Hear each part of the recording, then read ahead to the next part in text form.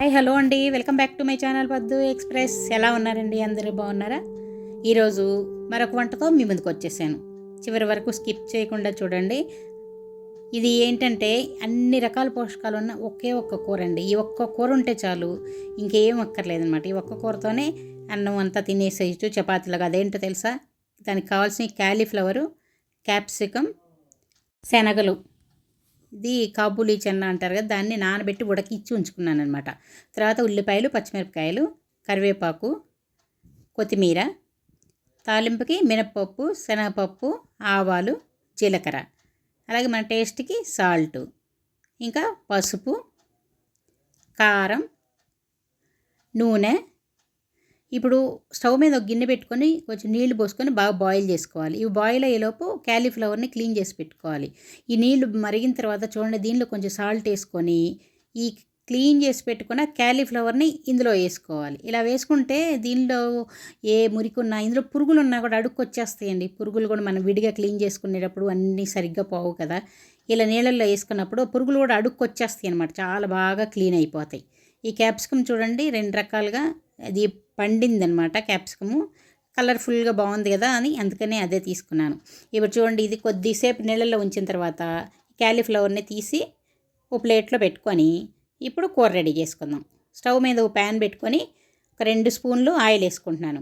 ఈ ఆయిల్ కొంచెం వేడెక్కిన తర్వాత దీనిలో ముందుగా తాలింపు గింజలు వేసుకుంటున్నాను అనమాట. చూడండి, నూనె కొద్దిగా కాగిపోయింది. దీనిలోకి తాలింపు గింజలు వేసుకోవాలి. ముందుగా చూడండి, మినపప్పు, శనగపప్పు, ఆవాలు, జీలకర్ర ఇవన్నీ వేసుకొని తర్వాత కొంచెం త్వరగా వేయించుకోవాలి. దీనిలోనే ఒక ఎండుమిరపకాయ తుంచేసేసుకోవాలి. అలాగే కొంచెం కరివేపాకు కొద్దిగా లైట్గా ఫ్రై చేసుకోవాలి దీన్ని దోరగా. దీని తర్వాత కొంచెం వేగిన తర్వాత సన్నగా తరిగిన ఉల్లిపాయలు, పచ్చిమిరపకాయలు వేసుకున్నాను. చూడండి, ఈ ఉల్లిపాయలు, పచ్చిమిరపకాయలు కూడా కొంచెం వేగాలి. మరీ బ్రౌన్ ఏం రావనక్కర్లేదు, ట్రాన్స్పరెంట్ అయితే సరిపోతుంది అనమాట. ఇలా కొంచెం వేగిన తర్వాత దీనిలో ఇప్పుడు మనం ముందుగా రెడీ చేసి పెట్టుకున్నాం కదా, ఏంటి క్యాలీఫ్లవరు పురుగులు లేకుండా చక్కగా నీట్గా రెడీ చేసి పెట్టుకున్నాం కదా, ఈ క్యాలీఫ్లవర్ని ఇందులో వేసుకోవాలి. చూడండి, క్యాలీఫ్లవర్ వేసుకొని చూడండి, చాలా ఫ్రెష్గా బాగుంది కదా. అంటే ఇవన్నీ క్లీన్ అయిపోయిన తర్వాత అందులో ఏముంది, మనం అసలు విడిగా కట్ చేసుకునేటప్పుడు అసలు ఏమీ తీయకపోయినా కూడా ఇలా వేడి నీళ్ళల్లో వేసినప్పుడు చక్కగా మొత్తం కిందకు వచ్చేస్తాయి అనమాట. ఇప్పుడు దీనిలో కొంచెం లైట్గా సాల్ట్ వేసుకున్నాను, ఎందుకంటే ఎలాగూ ఉప్పు నీళ్ళల్లో వేసేసుకున్నాం కదా, అంగని చూసుకొని వేసుకోవాలి.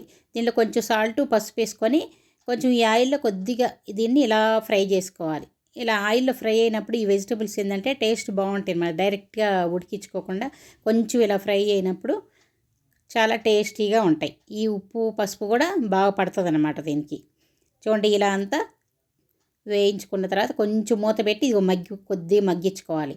దీని తర్వాత క్యాప్సికమ్ ఏమైనా తొందరగా ఉడికిపోతుంది అనమాట, అందుకని చెప్పి క్యాప్సికమ్ తర్వాత వేసుకుంటున్నాం. ఇప్పుడు క్యాప్సికమ్ వేసుకొని ఈ క్యాప్సికమ్ వేసుకున్న తర్వాత మనం శనగలు ముందుగా ఉడికించి పెట్టుకున్నాం కదా, అది నైట్ నానబెట్టేసి పొద్దున్నే ఉడికించి పెట్టుకున్నాను.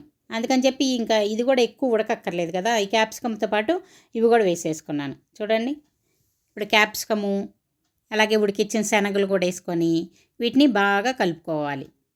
చూసారా, శనగల్లో కొంచెం లైట్గా ఉప్పేసి ఉడికించుకుంటే ఇలా ఇంకా వీటిలో ఇప్పుడు ఆల్రెడీ ఉప్పు వేసుకున్నాం కాబట్టి ఇంకెక్కువ ఉప్పు పట్టదనమాట.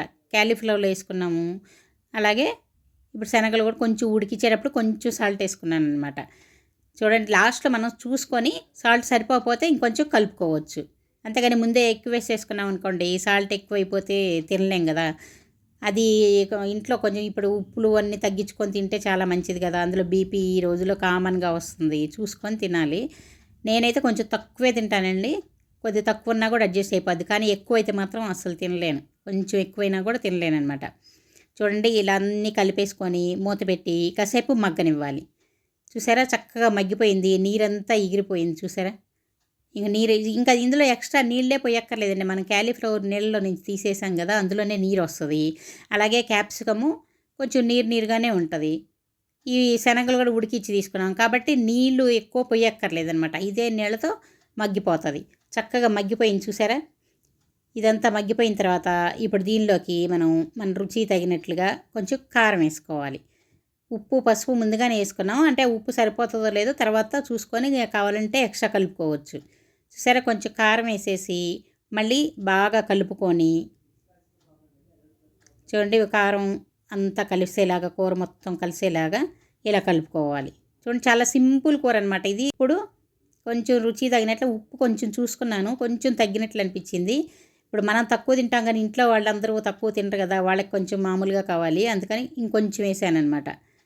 చూసారా, చివరిగా కొంచెం కొత్తిమీర చల్లుకున్నాను. ఇలా వేసుకున్న తర్వాత ఇంకేముంది, చక్కగా కలుపుకుంటే ఎంతో కలర్ఫుల్గా మంచి టేస్టీగా చాలా హెల్తీగా. చూసారా, శనగల్లో ప్రోటీన్ బాగా హై ప్రోటీన్ ఉంటుంది. క్యాప్సికంలో సి విటమిన్, ఫైబరు చాలా ఎక్కువగా ఉంటుంది. అలాగే క్యాలీఫ్లవర్ కూడా హెల్త్కి చాలా మంచిది కదా. ఇవన్నీ కలిపి మనం చాలా హెల్తీగా ఇలా కూర చేసుకుంటే అది తింటే మన ఆరోగ్యం ఎంత బాగుంటుంది.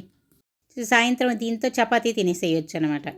ఇలా చేసుకున్నారంటే ఇంకేముందండి, ఆరోగ్యానికి ఎంతో మంచిగా చక్కగా ఉదయం అన్నంతో, సాయంత్రం చపాతీలతోటి, దోశలతోటైనా తినొచ్చు.